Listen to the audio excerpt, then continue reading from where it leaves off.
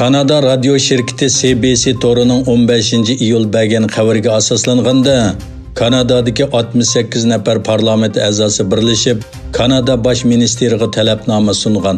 Talabnomada Kanadaning Uyg'ur musulmonlari va Hong Kongdagi demokratiyani tashabbus qiluvchilarga qilinayotgan kishilik huquq dafsandichiligiga qarata Xitoyning yuqori darajalik amaldorlariga jazo yurgizish talab qilingan.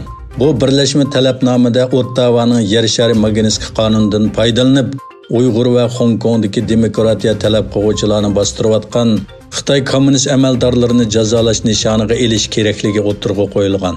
Parlament a'zosi John McCain CBC xabar torining ziyoratini qabul qilganda, Kanadaning Xitoy hukumatining Uyg'ur xalqini butun millat sifatida qul qilishiga va lagerlarga solab ziyonkashlik qilishiga sukut qilib tursa bo'lmaydiganligi bildirilgan.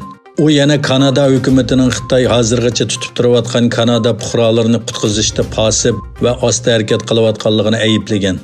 Ma'lumki, Kanada fuqarosi Hüseyin Celil yillardan buyon Xitoy turmusida azob chekmoqda.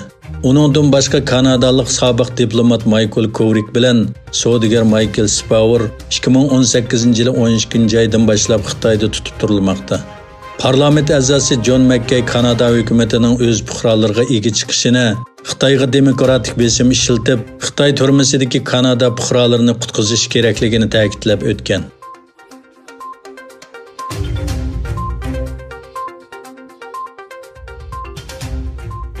Taratqularning xabariga qaraganda, Amerika hukumati Xitoy Kompartiya a'zolari va ularning oila tavobatlariga viza cheklamiz qo'yishni o'ylashmoqda.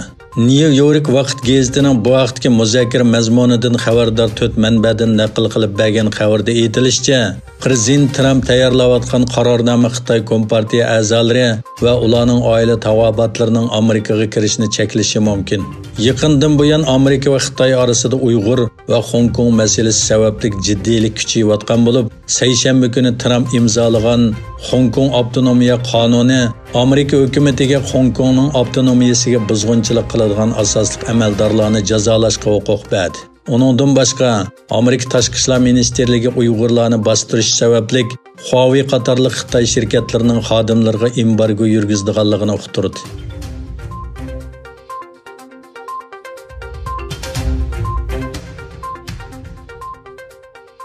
Xitoy Amerikaning Hong Kong haqidagi qaroriga norozilik bildirdi. Xitoy Hong Kong alayida ma'mur rayonida davlat bexatarlik qonuni yo'lga qo'ygandan keyin Amerika hukumati bu rayonning alayida savdo o'rnini amaldan qoldirdi va Hong Kongning avtonomiya huquqiga buzg'unchilik qilgan Xitoy amaldorlariga jazo yurgizdi.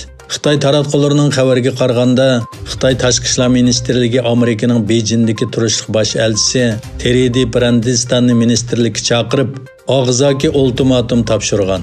Xitoy muavin diplomatiya ministri Jin Ziguan bosh elchi Brandistatga o'zlarining jazo tahdidi va imtiyozli savdo o'rnining elib tashlanishini Xitoyning taraqqiyotining oldini olish uchun tashlangan qadam deb qaraydiganligini aytgan. Jin yana Amerikaning Sharq Turkiston, Tibet va Janubiy dengiz qatorliq rayonlarda Xitoyning ichki ishlariga aralashganligiga norozilik bildirgan. Amerika prezidenti Donald Trump Hong Kong alayida ma'mur rayonida yo'lga qo'yilgan davlat bexatarlik qonuni sababidan Xitoyning yuqori darajalik amaldorlariga qartilgan jazo ijro qiladigan qonun loyihasini tasdiqlagan hamda Hong Kongning savdo e'tiborini bekor qiladigan prezident farmoniga imzo qo'ygan edi.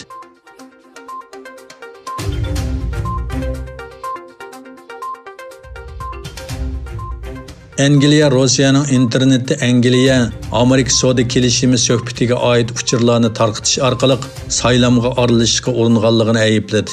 Tashqi ishlar ministri Dominic Raab Avam palatasiga yo'llagan yozma bayonotida mundaq dedi. Atrofliq tahlilga qaraganda, hukumat Rossiyaning qonunsiz erishgan va oshkorlangan hukumat hujjatlarini tarqatish orqali 2019-yildagi cho'ng saylamga aralashishga uringanligi ishindi dedi. Angliya Amerika erkin savdo kelishimiga munosabatlik sezgir hujjatlarning 2019-yildagi cho'ng saylamdan ilgari qonunsiz setilganligi va ijtimoiy aloqa supsi Reddit orqali tarqatilganligini tilga olgan Raab hujjatlarning diqqatini tortmag'achqa saylamdan ilgari texnik ko'p urinishlarning elib berilganligini bayon qildi. Saylamga qarshi keng ko'lamli Rossiya harakatiga oid hech qanday paket yo'qligini bayon qilgan Raab Angliya demokratiyasi va saylamni qo'g'dashning mutlaq muhim ish ekanligini va bu tashabbusni tekshirishning boshlanganligini aytdi.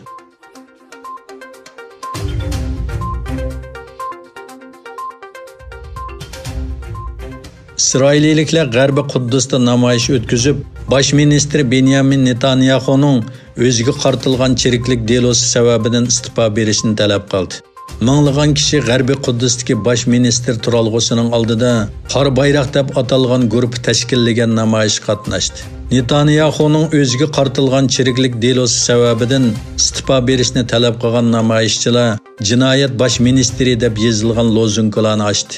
Netanyahu o'ziga qartilgan barliq ayblashlarni rad qilish bilan bir vaqtda Isroil tarixida vazifa o'tayotgan mezgilda sotlangan tunji bosh ministr bo'lib qoldi.